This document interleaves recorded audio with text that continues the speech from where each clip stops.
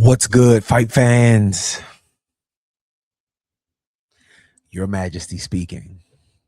So, this is the channel where we give credit where it is due. Henry Garcia, the MVP of Saturday night with Ryan Garcia versus Mario Barrios. We have to give Henry Garcia the credit that he deserves because Ryan Garcia looked absolutely amazing. That was the best performance that I had ever seen from Ryan Garcia. And I probably watched all of Ryan's fights since probably his first professional fight, if not somewhere around his first professional fight. That was the best that I have seen Ryan Garcia look. His jab was sharp, snappy. He didn't overly rely on left hooks. He was understanding certain things that Barrio was doing, like keeping his guards high but not close to his face, and he was coming around him and hitting him with right hooks around his guard. His footwork was impeccable from an offensive standpoint. Now, I did see some things that he can work on with the defense. He was spinning around in a circle, and but he looked, for the most part, this is a give credit video. Ryan looked absolutely amazing, and I think we have to credit that to Henry Garcia. Now, I say that to say I am one who criticizes coaches when I see them in the corner and they look lost or confused or like they can't coach on the fly or give the correct information in real time. I believe that is a hindrance to any fighter. Now, I'm one of those people who criticizes Derek James and a lot of these coaches that we give a lot of credit to, and we deem them these great trainers. But in reality, when you really look at these guys, they're not really that good from a training standpoint. And I've always had my sentiments about Derek James not being a great coach, and Jermell Charlo kind of made my statement true based on him saying Derek James needs to coach better. He has to say more than just step around. And I absolutely agree. I seen it in the Errol Spence fight when he fought Ugas, and even though Errol won, a lot of people, that stuff went unnoticed. I also seen it when Errol Spence fought Danny Garcia.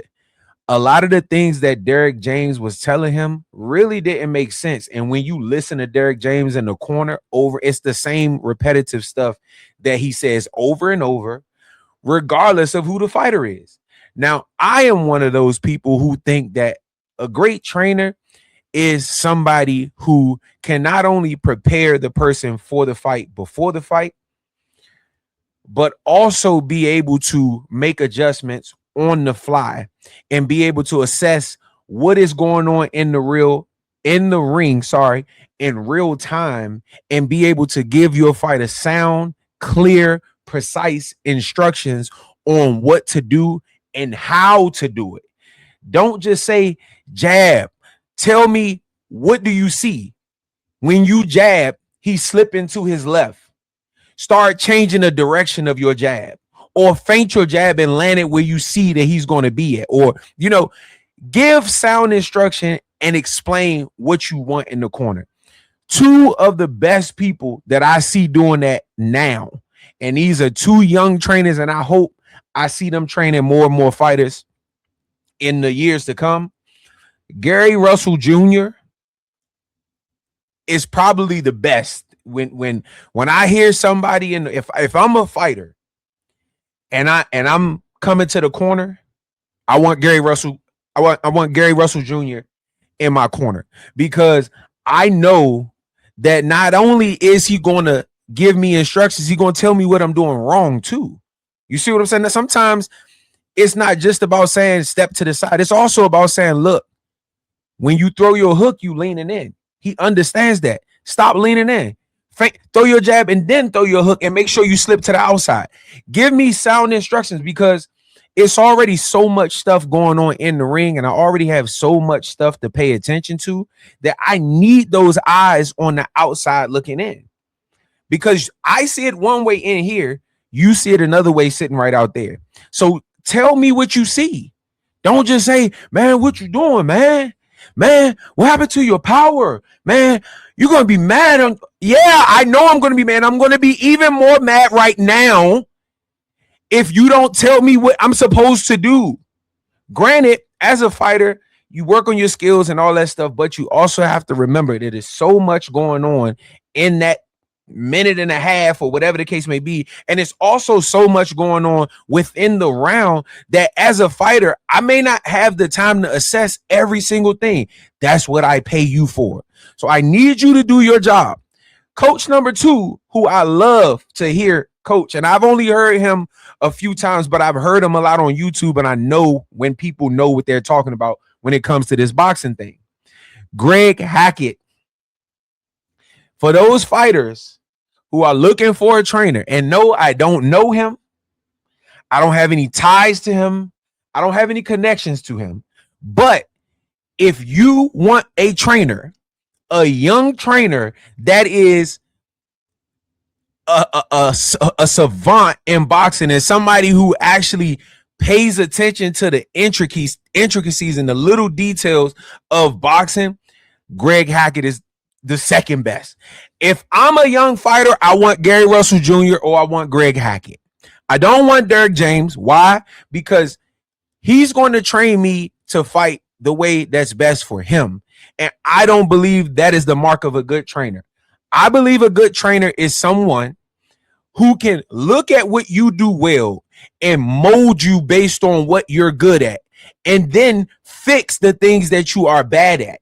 So if I am, let's use Jared Hurd, for example, and I started boxing late and I don't have a lot of amateur fights, and my style has been, I'm big and I'm strong. So I've been used to mauling people down, right? I am under the impression that a great coach can take his style and tweak little things to make him better. You don't take Jared Hurd and then try to make him fight like Devin Haney. It does not work. So if you can only train a Devin Haney style of fighter, you're not a great trainer to me. If you can only train Marcos Maidana style of fighting, you're not a great trainer to me. Great trainers should be able to adjust to the fighter that they're training, and also while in the ring should be able to assess what is going on, understand how the fighter should fix it or tweak things to not do those things, whatever the case may be, or do more, and then be able to take the minute that you have in the corner and deliver sound advice and instructions to your fighter for him to be able to excel. Let me know what y'all think in the comments. If you have not subscribed, please do so. Also hit the like button and hit the notification bell so that you will be notified when I drop future videos. And also let me know in the comments, do you agree with my take on good trainers? And the trainers that I pointed out that I think are up and coming great trainers, if they continue to get fighters or if they continue to train. I know Gary Russell is not a normal trainer and he trains his brothers because their dad passed away. But if he continues to train, or if you're a fighter, go find a way to make him continue to train, because those are the guys. And it helps that he has been in the ring. Now, I'm not one of those guys that says, oh, if you ain't never fought before, you shouldn't be able to coach, because I believe that some of the best brains have never boxed before, have never played basketball before, have never played football before, and somehow they have the ability to understand information and be able to deliver it, even though they can't do it. So I'm not one of those guys, but it does help when a person knows what it's like to go through the adversity of being in the ring and how to handle getting hit with a big shot and not panicking. So those things I do think are great when you have coaches like Greg Hackett, who I know fought before, people like Gary Russell, who's been a world champion. To me, those guys are the best up and coming trainers in the sport. Let me know what you think in the comments. If you have not subscribed to my social media channels, please do so. They are in front of you. And until next time.